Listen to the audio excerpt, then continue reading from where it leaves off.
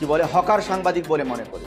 যেমন গ্রামের পাড়ায় পাড়ায় হকাররা হকারি করে বলে টিন ভাঙা, লোহা ভাঙা, জুতো ছেঁড়া নেবেন বলে হকার চিৎকার করে ওই রকম সাংবাদিক হচ্ছে ময়ূক রঞ্জন ঘোষ। ওর বিরুদ্ধে রাষ্ট্রদ্রোহিতার মামলা হবে, মানে ইউএপি এর মামলা হওয়া উচিত। ফলে যে সমস্ত থানায় এফআইআর হয়েছে থানার অফিসার এবং পুলিশ প্রশাসনকে বলবো ওর বিরুদ্ধে রাষ্ট্রদ্রোহীর মামলা নিয়ে আসা, ইউএপি এর মামলা নিয়ে আসা। তবেই সে বুঝবে যে সেকুলারিজম সেকুলার শব্দের মূল্য কি, সেকুলার শব্দের গুরুত্ব কি। না, রাষ্ট্রদ্রোহিতার মামলা না হলে সেকুলার শব্দের গুরুত্ব সে বুঝবে না। সাংবাদিক ময়ূক রঞ্জন ঘোষকে আমরা সাংবাদিক বলে মনে করি না, সাংবাদিক বলে মনে করি। আর কি বলে হকার সাংবাদিক বলে মনে করি। যেমন গ্রামের পাড়ায় পাড়ায় হকাররা হকারি করে বলে টিন ভাঙা, লোহা ভাঙা, জুতো ছেঁড়া নেবেন বলে হকার চিৎকার করে ওই রকম সাংবাদিক হচ্ছে ময়ূক রঞ্জন ঘোষ। সংবিধানের যে প্রস্তাবনা, সেই প্রস্তাবনায় দেশকে ধর্মনিরপেক্ষ দেশ বলে উল্লেখ করা হয়েছে। দেশের 140 কোটি মানুষের স্বপ্ন হচ্ছে এদেশ ধর্মনিরপেক্ষ দেশ। দেশের সেই প্রস্তাবনার যে শব্দ ধর্মনিরপেক্ষতা, ধর্মনিরপেক্ষ, সেই ধর্মনিরপেক্ষ শব্দটাকেই তুলে দিতে বলেছে এই হকার সাংবাদিক ময়ূক রঞ্জন ঘোষ। ফলে অবিলম্বে রাজ্যের পুলিশ প্রশাসনের, পুলিশ মন্ত্রীর তার বিরুদ্ধে ব্যবস্থা গ্রহণ করে এফআইআর করে তাকে জেলে ঢোকানো উচিত ছিল। রাজ্যের মুখ্যমন্ত্রী মমতা ব্যানার্জি জানি না কেন এখনো ময়ূক রঞ্জনকে জেলে ঢুকাচ্ছে না। একটার পর একটা দেখেছি।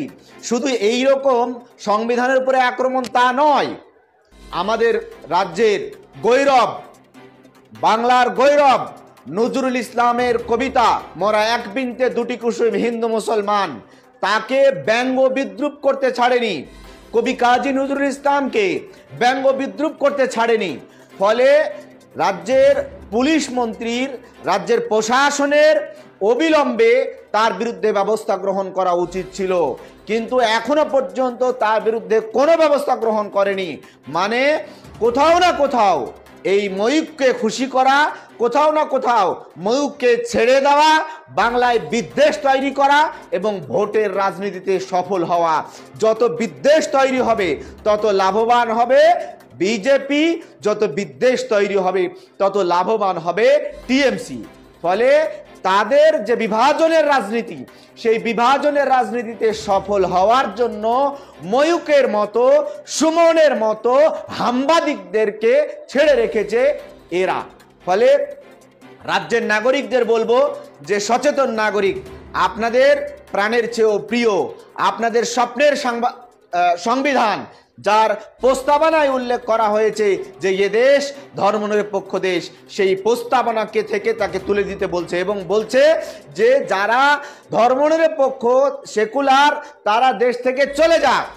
মানে আপনারা যারা সেকুলার আছেন, যারা সেকুলারিজমে বিশ্বাস করেন এবং যারা ভাইচারিতে বিশ্বাস করেন, যারা একতায় বিশ্বাস করেন, যারা বলেন ভারতীয় একতা জিন্দাবাদ, ইন্ডিয়ান ইউনিটি জিন্দাবাদ, তাদেরকে দেশ ত্যাগ করাতে হবে, তাদেরকে দেশ থেকে বের করতে হবে।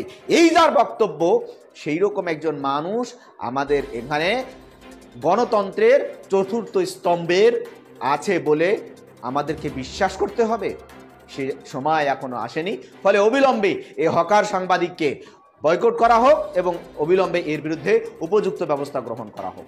রাষ্ট্রদ্রোহীর কথা বলেছেন, যেখানে সংবিধানের প্রস্তাবনায় রয়েছে ধর্মনিরপেক্ষতার কথা, সেকুলারিজমের কথা, অবশ্যই অবশ্যই সেখানে সেই সেকুলারিজমকে বাদ দিতে বলছে একজন সাংবাদিক। ফলে এইটা যদি আইন ব্যবস্থা দেখা হয় তাহলে ওর বিরুদ্ধে রাষ্ট্রদ্রোহিতার মামলা হবে, মানে ইউএপি এর মামলা হওয়া উচিত।